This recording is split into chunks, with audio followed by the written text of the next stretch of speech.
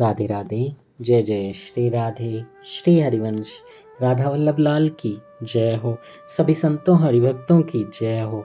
हमारे ठाकुर जी महाराज की जय हो। आज के आनंद की जय हो। बांके बिहारी लाल की जय हो। युगल जोड़ी सरकार की जय हो। हमारे सभी संतों हरिभक्तों की जय हो। जय जय श्री राधे। श्री हरिवंश बहुत बहुत स्वागत है आपका हमारे चैनल में। हम ठाकुर जी के कृपा पात्र संतों के चरित्रों की कथाओं का श्रवण कर रहे हैं।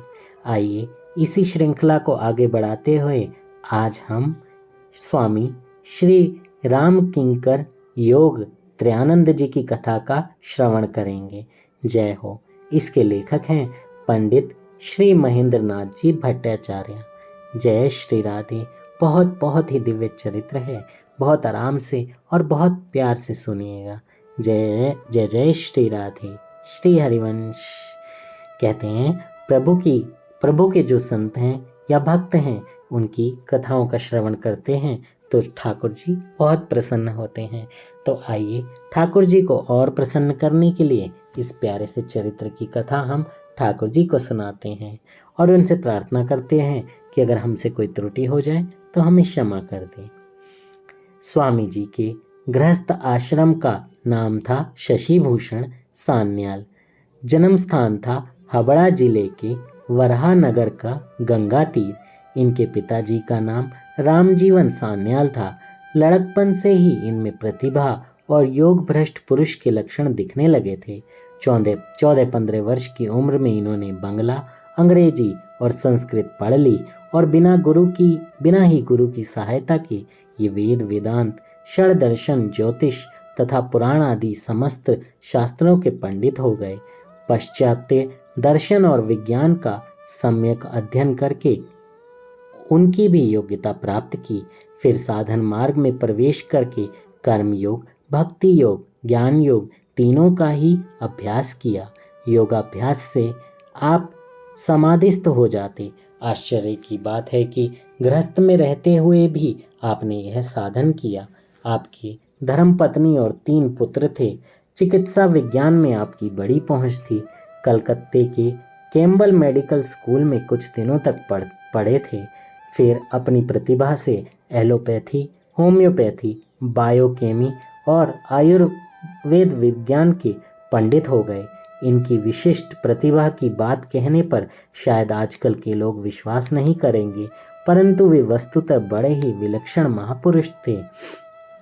त्यागी सन्यासी संत अनेक हैं, किंतु इस स्त्री और पुत्र आदि के साथ गृहस्थ आश्रम में रहकर भगवान पर निर्भर हो कुछ भी उपार्जन ना करते हुए अनन्य शरणागत होने पर वे अनंत करुणा में दयासागर भगवान उस निर्भर भक्त के अभावों को किस प्रकार दूर करते हैं। स्वामी जी का जीवन इसका एक ज्वलंत उदाहरण है। शास्त्र अनुसार सदाचार का पालन, आहार शुद्धि आदि का परिवार के सभी लोग पालन करते थे।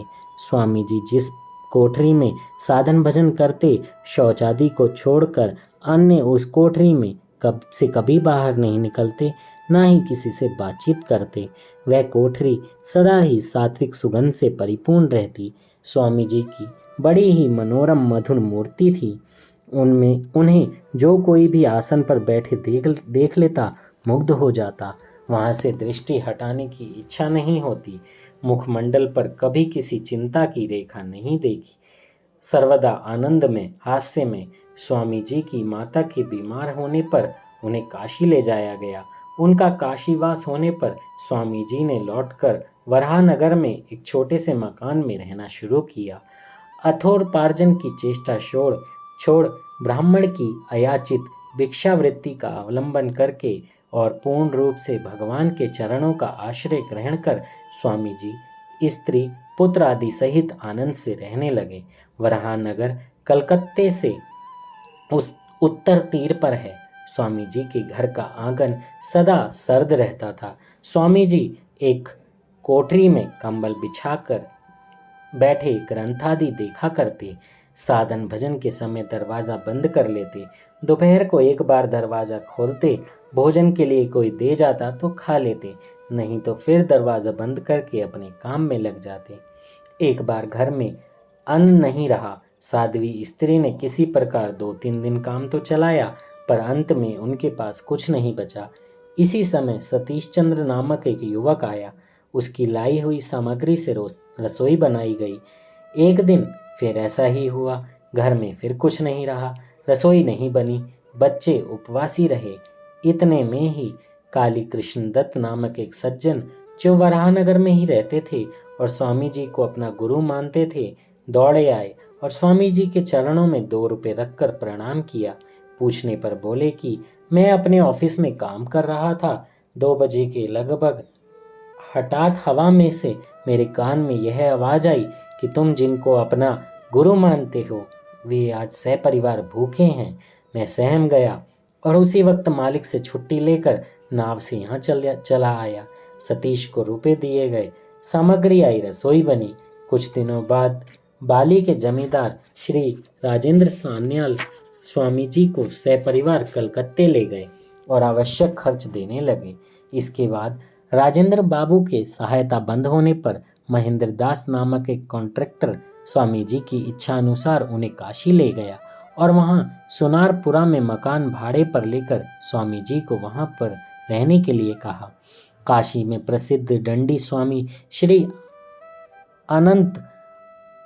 अनंताश्रम जी तथा और भी बहुत से लोग स्वामी जी के पास आते और वेदांत की अद्भुत व्याख्या सुनते।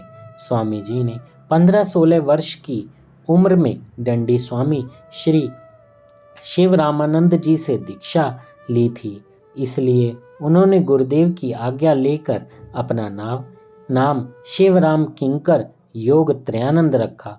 स्वामी जी की भक्ति, ज्ञान और योग में समान रति थी। काशी में बंबई के अटर्नी श्री युत भाई शंकर आए और स्वामी जी से अंग्रेजी में वेदांत तत्व को सुनकर मुग्ध हो गए।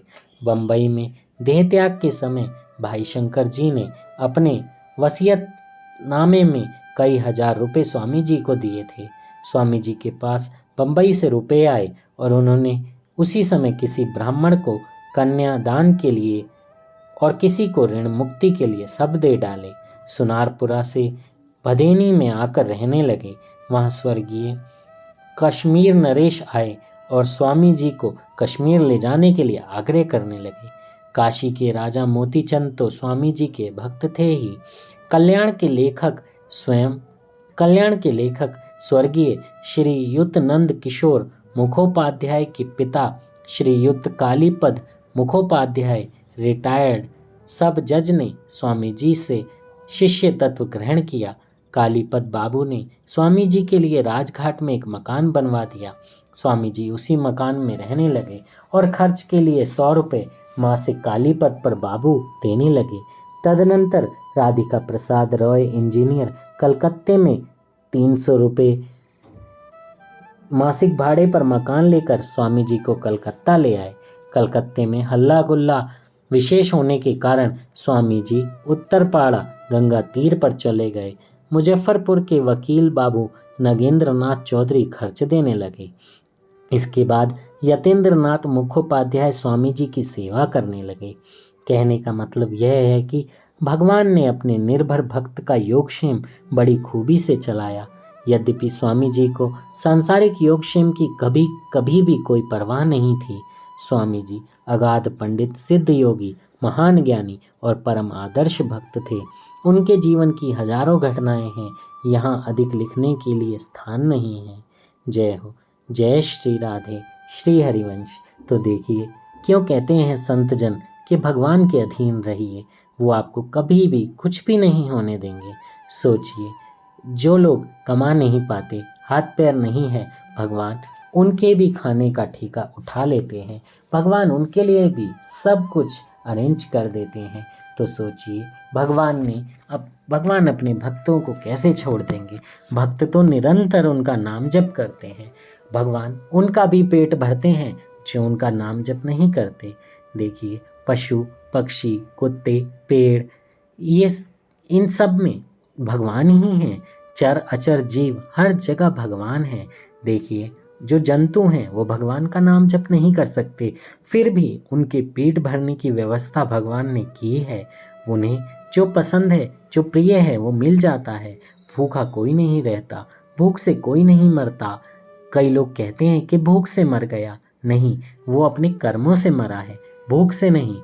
उसके कर्म ऐसे होंगे। लेकिन भगवान किसी को भूखा नहीं रखते। नाम जप कीजिए, प्रभु के आश्रित रहिए, प्रभु के लिए सारी सेवाएं कीजिए। जो काम आप करते हो वो प्रभु को समर्पित कर दीजिए। चाहे पैसे ही क्यों ना कमाते हो, कुछ भी कमाते हो, प्रभु को आप अर्पित कीजिए, प्रभु की सेवा में रहिए, प्रभु के साथ आनंद में रहिए, तो आपका भी आनंद होगा, आपका भी कल्याण होगा, आप प्रभु के सानिध्य में रहेंगे। जय श्री राधे। इससे आगे की कथा हम कल श्रवण करेंगे। बहुत सारी और कथाएं हैं जिनका हम अच्छे से श्रवण करेंगे। जय श्री राधे। श्री हरिवंश।